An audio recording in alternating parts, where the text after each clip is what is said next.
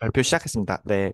저는 이번에 메이플 스토리 N이랑 유니버스에 대해서 그냥 뭐 엄청 딥하게는 아니고, 왜냐면 이게 지금 최근에 나왔거든요. 게임이 테스트 버전으로. 그래서 그 부분에 대해서 간략하게 먼저 얘기를 하고, 제가 최근에는 게임 쪽 발표하면 보통 한 게임에 대해서 두 번 정도 발표를 했거든요. 보통 첫 번째는 그냥 그 게임이 어떤 것인지에 대해서 간략하게 확인하고, 두 번째는 나중에 좀 게임이 실질적으로 출시되고 나서 좀 토크노믹스나 이런 것들에 대해서 그래도 좀 파악하는 식으로 발표를 해서, 메이플 유니버스도 이번 발표는 조금 가볍게 발표를 하고, 다음에 한 번 더 좀 더 게임이 정식적으로 출시되고 어 게임 토크노믹스나 에코시스템을 조금 확인하는 식으로 그렇게 발표를 준비할 수 있도록 하겠습니다. 네. 네, 그래서 저는 원래 이전에, 지금은 크로마에서 마케팅을 담당하고 있지만, 이전에는 계속해서 웹3 게임 프로젝트에서 마케팅을 한 3년 정도 자체 프로젝트에서 있었던 경험이 있어서, 너무나도 운이 좋은 기회를 통해서 2013년 12월에 블록페스타에서 웹3 게임에 대한 발표의 기회를 획득을 했었습니다. 그래서 그때 당시 제가 발표한 내용 중에는 그냥 이제 좋은 게임을 개발하는 데 있어서 최소 2에서 3년 정도가 소요되기에, 이제 엑시가 그때 2021년도에 빵 터졌기 때문에 한 2024년도부터 트리플 A급 게임들이 이제 출시되지 않을까라는 내용을 좀 발표를 해서, 2024년도에는 좀 많이 좋은 게임들이 기대가 된다라는 식으로 발표를 했었어요. 그래서 그때도 제일 중요하게 여겼던 부분이, 웹3 게임이 본질이 게임이기 때문에 가장 중요한 점은 재미라고 생각을 했었고, 제가 그때 언급했던 게임 중에서, 물론 당연히 그 전에 저희 프로젝트가 있었으니까 저희 프로젝트도 언급하면서, 나인 크로니클스, 메이플 스토리 유니버스, 나이트 크로우를 그때 당시에 언급을 했었습니다. 지금 현재 메이플 스토리를 제외한 나머지 게임들은, 이제 나인 크로니클 같은 경우에 작년 말, 그 다음에 나이트 크로우는 올해 초 출시가 되었는데, 이 자리를 빌어서 솔직하게 말씀드리면은, 제가 봤을 때는 나인 크로니클은 너무 게임 중간중간에 언체인 액티비티가 많이 발생, 그러니까 모든 이벤트에 대해서 언체인 액티비티가 발생하다 보니까 좀 게임이 버벅이면서, 조금 뭔가 중간중간 끊긴다라는 느낌이 저는 조금 개인적으로 좀 들어서 조금 아쉽다는 느낌이 있었고, 나이트크로우는 제가 사실 크로마에 오게 된 계기 중에 하나가, 나이트크로우 게임 자체를 크로마 네트워크에서 마케팅을 담당을 할 수 있어서 좀 자세하게 살펴보았는데, 조금 조금 그 게임 자체가 그 억지로 약간 얹혀있는, 그러니까 웹3 요소들을 좀 많이 집어넣지 않았나라는 좀 생각이 좀 많이 들었어요. 그냥 굳이 웹3 요소를 안 집어넣더라도 게임 자체가 되게 괜찮은 게임인데, 오히려 그 게임성을 많이 망치지 않았나라는 생각을 해서, 사실 저는 이제 유일하게 남은 메이플 스토리에 대해서 좀 계속해서 좀 기대를 많이 하고 있었습니다. 그러던 와중에 이제 불파스 스터디를 딱 하고 있던 와중에, 운이 좋게 메이플 스토리 테스터 모집을 이제 7월 1일부터 7월 7일까지 진행을 했었는데, 뭐 이제 주제 뭐 모집하는 그 타이틀 자체는 파이니어 테스트라고 해서, 이제 아예 초기 테스터 1000명을 모집을 하는 거였었습니다. 그래서 테스터 기간 자체가 딱 일주일 정도만 진행이 가능해서, 7월 24일부터 8월 2일까지 이제 사실상 일주일만 진행이 돼서, 내일 사실 이 테스트가 끝납니다.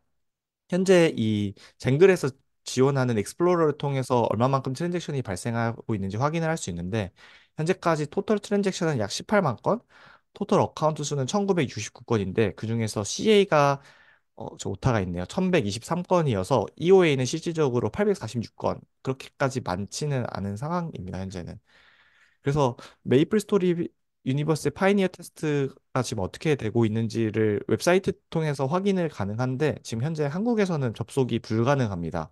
그래서 VPN을 통해서만 접속이 가능하고, 현재는 크게는 마켓플레이스 피처가 가장 두드러지게 나타나고 있고, 대부분은 지금 갤럭시에서 퀘스트로 지금 진행을 하고 있습니다. 갤럭시랑 콜라보를 통해서 갤럭시 내에서 어떤 특정 퀘스트들을 이제 수행을 하게 되면은, 그거에 따른 포인트를 지급하고, 누적되는 포인트에 따라서 이제 메이플 스토리에서 추후 활용할 수 있는 리미티드 에디션 그런 아이템을 현재 어 지금 주는 이벤트들을 진행을 하고 있습니다. 마켓플레이스는 현재 총 세 가지 NFT가 거래 가능한데, NFT 아이템스, 캐릭터, 그러니까 전부 다 NFT긴 하지만, 이제 섹션 구분 자체가 NFT 아이템스, 캐릭터스, 컨슈머블스 이렇게 세 개로 나뉘어져 있습니다. 그래서 NFT 아이템즈는 말 그대로 그 게임 내에서 아이템들, 캐릭터는 그 캐릭터 자체, 그리고 메이플 스토리에서 이런 물약이나 경험치 2배 이런 쿠폰들 같은 경우에도 NFT화해서 이제 거래가 가능하게끔 이렇게 했더라고요. 그래서 8월 1일 기준으로 약 6,200개의 아이템이 리스팅이 되어 있고 7,900건 정도의 트랜잭션이 발생을 한 것을 확인을 하였습니다. 그래서 화폐 단위가 지금은 원래는 메이플이 메소잖아요. 근데 여기서는 메이플 유니버스에서는 네소라고 하더라고요. 그래서 네소로 거래가 가능한데 제가 안타깝게도 지금 현재 이미 내소로 거래가 되고 있는데 이 내소 자체가 얼마만큼의 밸류를 갖고 있는지는 정확하게 파악을 못했습니다. 그래서 이 부분은 나중에 나오는 대로 좀 파악을 해볼 수 있을 것 같습니다. 그래서 그래서 지금 기존에 있는 웹2 메이플 스토리랑 뭐가 다른데? 라는 부분들을 이제 파이니어 테스트 단계니까 아직 모든 풀 버전이 나오진 않았을 거여서 모든 부분들을 말씀드릴 순 없지만 간단하게 두드러지는 그런 차별점들을 몇 개 가져와 봤습니다. 그래서 직업 같은 경우에는 현재는 한국말로 했을 때는 뭐 전사, 궁사, 뭐 마법사, 뭐 도적, 그다음에 뭐 해적 이렇게 총 5개가 현재 선택이 가능하고요. 레벨 30 달성 시에만 캐릭터를 NFT로 민팅을 할 수 있습니다. 그래서 처음에 캐릭터 아이디를 처음에 그냥 임의로 설정을 한 다음에 레벨 30이 되면은 이 아이디 자체 값도 고유의 값이기 때문에 중복이 될 수가 없어서 레벨 30이 되면은 캐릭터 아이디를 새롭게 설정을 할 수 있고 이 민팅한 캐릭터가 어느 부분에 있어서 강점이 있냐면은 아까 보신 것처럼 NFT 마켓플레이스에서 바로바로 캐릭터를 거래를 할 수 있고 지금 메이플 스토리는 서버가 되게 다양하게 있는데 캐릭터를 한 서버 예를 들면 뭐 스카니아에서 뭐 제가 메이플 다 까먹어서 스카니아에서 뭐 엘니 뭐 다른 서버에 옮길 수가 없는데 여기에서는 캐릭터를 현재 다른 서버로 바로바로 그 이동을 시킬 수가 있습니다. 그리고 제가 알기로는 자유시장도 원래 서버마다 다 다른데 여기 메이플 스토리 유니버스 그러니까 메이플 스토리 N에서는 어 NFT 마켓플레이스 자체가 있기 때문에 자유시장 자체가 하나로 통합이 되는 걸로 현재 알고 있습니다. 그리고 또 특이한 사항은 아마 백에서 백엔드에서 아마 처리해서 그런 것 같은데 메이플 스토리 N에서는 민팅 시 사용자가 가스비를 지불하지 않습니다. 그래서 캐릭터 민팅, 아이템 민팅 전부 다 사용자 이제 화면에서는 전부 다 프리라고 이렇게 표기가 나오게 돼서 그 부분에 있어서 되게 편리성이 있습니다. 그리고 기존 메이플 스토리랑 또 차별점에 있어서는 이제 인벤토리 관련해서 원래는 메이플 스토리는 딱 캐릭터 인벤토리만 가지고 있는데 여기에서는 원래 인벤토리랑 2개의 창을 동시에 확인을 할 수 있습니다.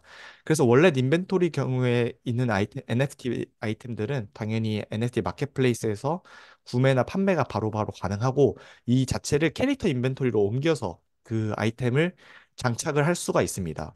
그리고 아이템 같은 경우에는 모든 아이템들이 민팅이 될 수 있는 건 아니고 언민터블, 민터블, 민티드 아이템 3가지로 구분이 됩니다. 이 아이템을 어떻게 구별하냐면은 화면에서 보실 수 있는 것처럼 민터블 같은 경우에는 L자가 적혀 있고요. 민터블 같은 경우에는 구름 이미지가 적혀 있고 민티드 아이템은 아무것도 표기가 되어 있지 않습니다.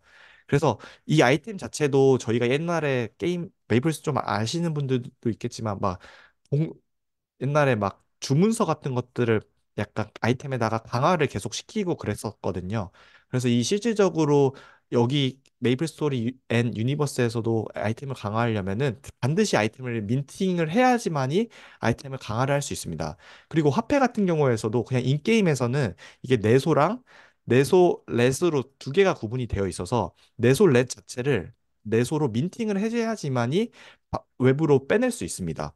그래서 부분을 사실 왜 이렇게까지 나눴는지는 아직까지는 정확하게는 모르겠으나 현재는 이렇게 구성이 되어 있고 아까 말씀드린 것처럼 물약이나 경험치 이벤트처럼 컨슈머블한 아이템 또한 NFT로 다 민팅이 현재 가능한 상황입니다. 그리고 MMORPG의 대부분 MMORPG 게임들의 특징은 아이템 수량이 무제한이라는 것이 있는데 메이플 스토리 N에서는 이 부분에 있어서 차별점을 조금 두었습니다. 그래서 아이템 개수를 다 제한을 두, 두었고, 이 부분을 사실 넥슨에서 어디 발표를 나갈 때마다 또 제일 강조를 하는 부분이 이 부분이더라고요. 뒤에서 한 번 더 설명을 드리겠지만, 메, 어, 넥슨 메이플 스토리에서 가장 중요하게 여기는 부분은 RX. 그러니까 리워드 엑스퍼리언스에 대한 부분을 매우 강조하고 있어서 이 부분에 있어서 아이템 숫자를 제한을 둬서 사람들이 그 실제 아이템을 획득했었을 때 얻는 그런 즐거움, 그런 부분들을 좀 많이 강조를 하고 있는 것 같습니다. 그래서 기존 메이플과는 다르게 각 아이템을 정확히 어느 맵에서 구할 수 있고 총 아이템을 지금 몇 개 남았는지 그 수량이 기재가 되어 있습니다.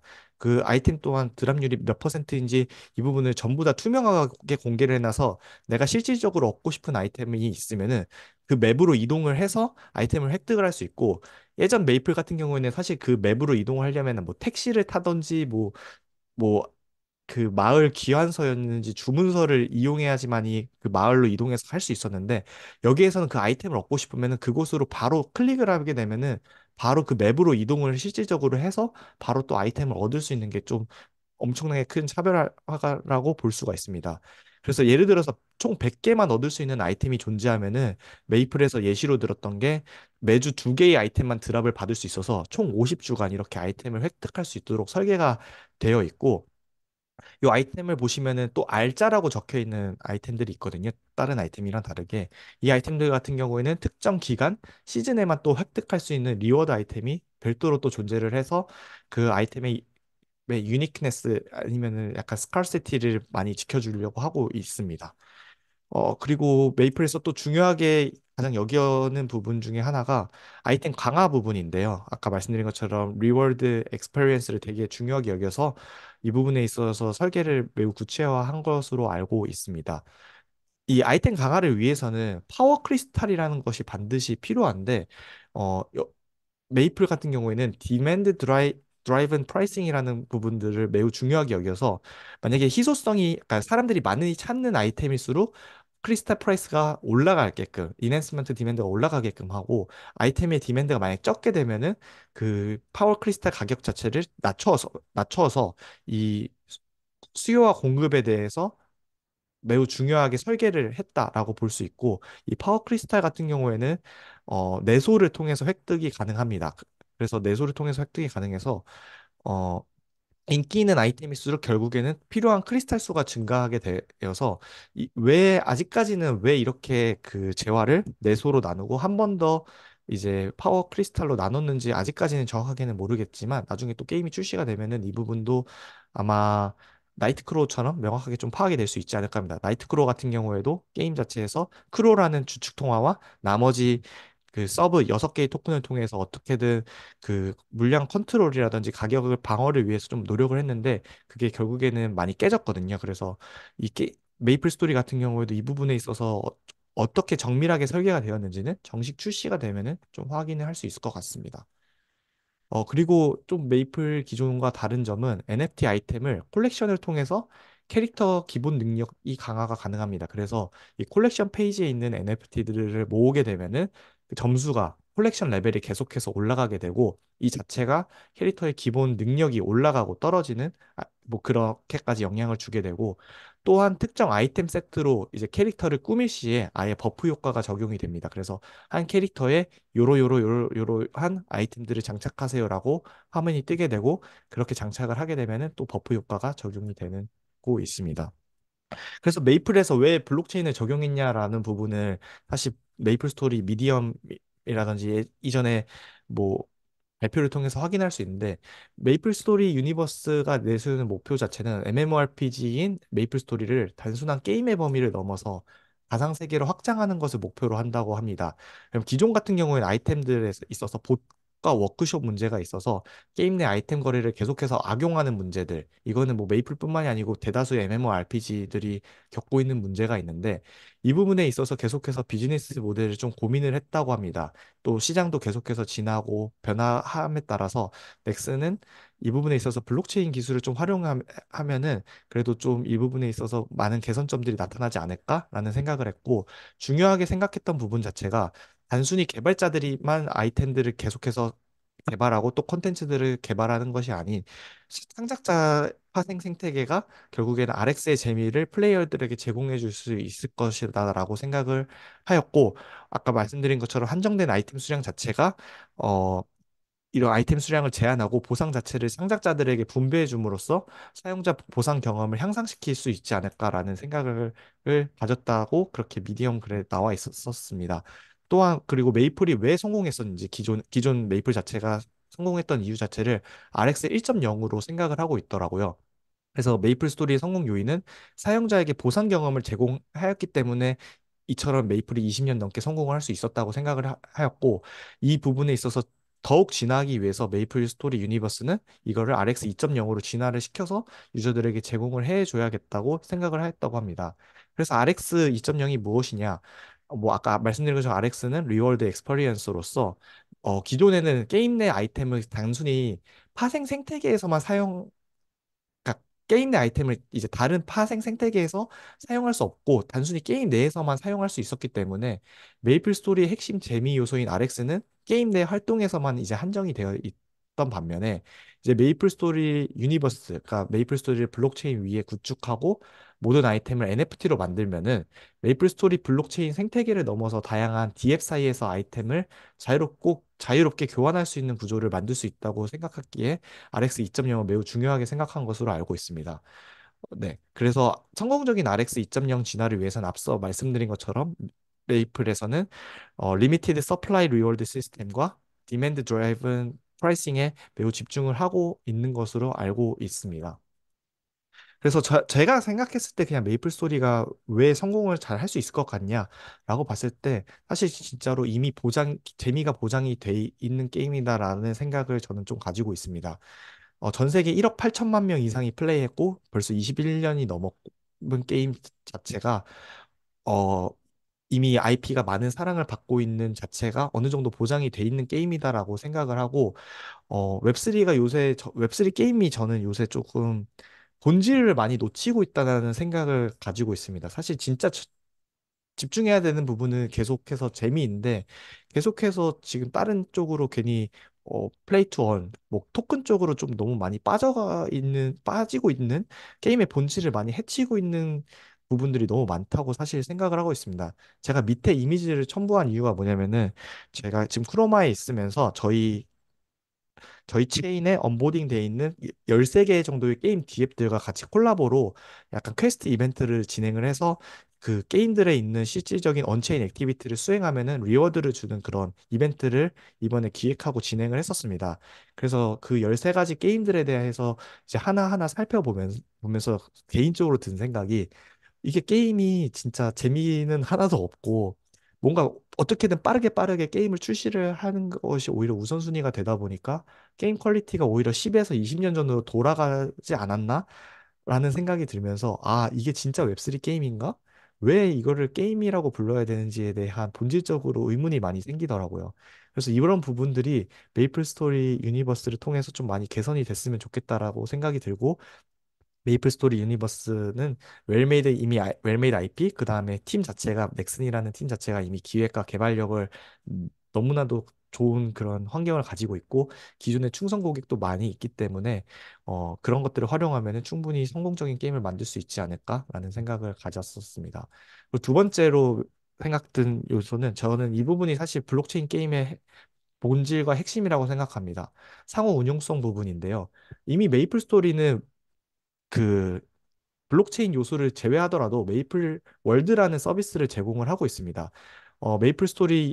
메이플 스토리 이제 MOD랑 SDK를 제공해서 원하는 유저들이나 개발자들이 자기 그 메이플 스토리 에셋을 활용해서 자신들이 원하는 방식으로 게임을 개발을 할 수 있도록 지금 이미 다 설계가 되어 있기 때문에 유저들이 이미 수백 개, 수천 개의 게임들을 지금 이 시점에서도 만들어내고 있고 제가 알기로는 옛날 버전의 메이플 스토리 게임이 엄청나게 인기를 한동안 끌었던 것으로 알고 있습니다. 엑시 같은 경우에도 보면은 상호 운용성을 되게 중요하게 여겨서 하나의 엑시 캐릭터가 하나의 엑시 게임에서만 활용이 되는 것이 아닌 여러 가지 엑시 게임에서 활용이 될 수 있도록 집중을 하고 있는 것으로 알고 있습니다. 그래서 저는 이미 메이플 스토리가 이런 인프라를 구축을 해 있기 때문에 충분히 메이플 유니버스가 추후 게임이 이제 본격적으로 나오게 되면은 거기 내에 있는 모든 게임 내의 NFT와 아이템들이 다른 이제 유저들이 실질적으로 만든 게임과 그런 환경 속에서 상호 운영이 충분히 가능할 것이다라고 생각을 하고 있습니다. 사실 웹3 게임이 처음 주목받았던 이유가 물론 P2E가 어느 정도 요소는 있겠지만 결국에는 게임 아이템과 캐릭터에 대한 유저의 실질적인 소유권과 상호 운용성 때문에 저는 주목을 더 받았다고 생각을 하거든요. 그 부분에 있어서 더 차별화 기존의 게임들과 차별화가 돼 있기 때문에. 근데 지금 만들어진 게임에 있어서 예를 들어서 제가 뜬금없이 메이플 스토리에서 뭐 서든 어택이라든지 던전 앤 파이터라든지 넥슨 위에서 빌딩되고 있다는 게임 자체만으로 제가 제 아이템과 재화를 옮길 수 없기 때문에 실질적으로 상호 운용은 너무나도 어려운 부분이 있다고 생각해요. 단순히 토큰이 모든 게임들에서 이용된다는 것 자체는 저는 상호 운용이라고 생각하지 않고 실질적으로 NFT 아이템들이 자유롭게 오갈 수 있는 게임 자체가 실질적으로 블록체인을 더 그러니까 블록체인을 활용했었을 때 게임을 더 멋있게 만들어줄 수 있다라는 부분으로 생각을 해서 메이플은 이미 이 환경을 구축했기 때문에 충분히 진짜로 상호 운용 가능한 게임이 만들어질 수 있지 않을까라는 생각을 가지고 있습니다. 그리고 마지막으로 제가 나이트크로어를 이전에 한번 발표를 한 적이 있었을 때 나이트크로어 같은 경우에 현재는 캐시샵이 있습니다. 근데 이 캐시샵을 만든 목적 자체는 사람들이 그 나이트크로우 게임 내에서 크로우 토큰과 캐시샵에 있는 아이템을 계속해서 수합해 가면서 활용하기를 바라는 마음에서 실질적으로 캐시샵을 운영을 했는데 나중에 이제 몇 개월 지나서 캐시샵 운영을 보니까 실질적으로 위메이드 측에서 크로우를 통해서 다이아 구매보다는 캐시샵에 있는 다이아 재화 구매보다는 과금을 통한 구매가 유리하도록 설계를 해서 사람들이 더 과금을 하게끔 유도를 했고 유저들은 실질적으로 크로우 토큰을 어, 를 통해서 다이아로 스왑하지 않고 거래소를 통해서 캐시아웃하는 수단으로만 했기 때문에 크로토큰은 정말 메리트가 없는 토큰이 되었거든요. 그래서 이 크로토큰 같은 경우에는 0.75달러가 넘어야지만 토큰이 민팅이 가능할 수 있게끔 설계가 되어 있는데 오른쪽에 보시는 표처럼 처음에 잠시 반짝 올랐던 거 제외하고는 지금 계속 0.75달러를 거의 못 넘고 있어서 거의 민팅 자체가 잘 안 되고 있는 현재 상황입니다. 근데 이와 반대로 메이플은 캐시샵을 아예 없애고 모든 아이템은 NFT로서만 거래 가능하고 캐시샵이 없게끔 이렇게 설계를 한 것 자체가 저는 되게 도전적이다라고 생각을 해서 이 부분에 있어서 아직 어떻게 그렇게 되면은 이제 안에 있는 내소라든지 아이템들이 소각되는지 명확하게 그 구조가 나오지는 않았지만 저는 이 부분에 있어서도 되게 도전적이고 떻게 보면 새로운 메타를 만들 수 있지 않을까라는 생각에 조금 많은 기대를 하고 있습니다. 아직까지 게임의 모든 부분이 오픈되지 않아서 확인하기는 어렵지만, 뭐, 8월 달에 빅 어나운스먼트 또 10월 달에 또 빅 어나운스먼트를 앞두고 있다고 하니까 계속해서 저는 이 부분에 있어서 좀 집중해서 메이플 스토리를 한번 살펴보려고 하고 있습니다. 제가 메이플을 계속해서 보는 이유는 저는 웹3가 NFT가 제일 잘 활용될 수 있는 부분이 웹3 게임이다라고 생각을 하고 있어서 정말로 성공적인 웹3 게임이 나왔으면 좋겠다라는 생각을 가지고 있습니다. 그리고 특히 메이플처럼 웰메이드 IP 같은 경우에는 게임 외적인 오프라인으로도 충분히 NFT를 활용할 수 있는 방안이 많을 수 있다고 생각해서 정말로 기대감이 크고요. 이번 메이플이 정식 출시가 웹3 게임의 새로운 패러다임을 제시해서 지속적으로 성공적인 웹3 게임이 출시되기를 저는 매우 기대를 하면서 어, 좀 이번에 메이플 스토리에 대해서 알아보았습니다. 네, 제 발표는 여기까지입니다. 네, 감사합니다.